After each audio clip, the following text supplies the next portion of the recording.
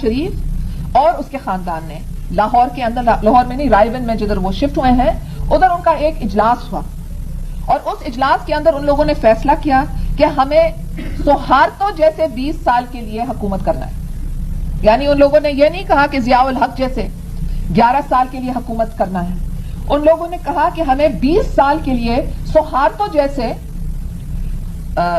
حکومت کرنی ہے. اور آپ لوگ جانتے ہیں کہ سیاست کے اندر سہارتو کے پورے خاندان نے جو اکانومی کے کمانڈنگ ہائٹس تھے وہ پورا قابو کر لیے تھے. تو ان کا مقصد تھا کہ ہم 20 سال کے لیے پولیٹیکل پاور چاہتے ہیں اور ہم فائنینشل پاور چاہتے ہیں.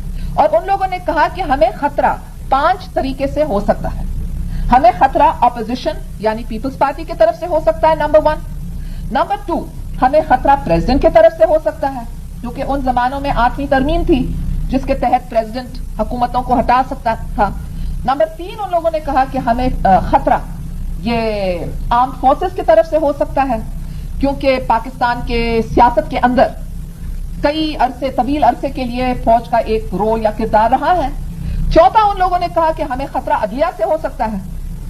5، ان لوگوں نے کہا کہ ہمیں خطرہ پریس کی طرف سے ہو سکتا ہے.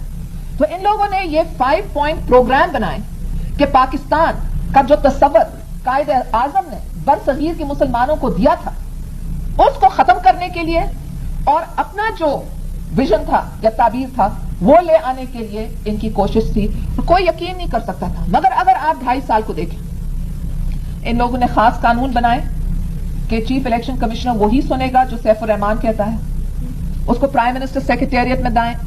چلے جو کچھ ہمارے ساتھ ہوا وہ تو آپ سب کے سامنے ایک کھلی کہانی ہے، تو میں اس میں نہیں جانے چاہتی ہوں.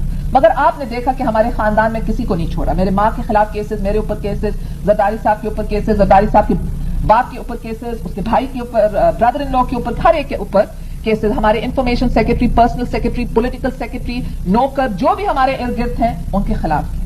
یہ تو آپ لوگوں کی دعا ہے کہ اللہ تعالیٰ نے ہمیں یہ ہمت دی کہ ہم مقابلہ کر رہے ہیں.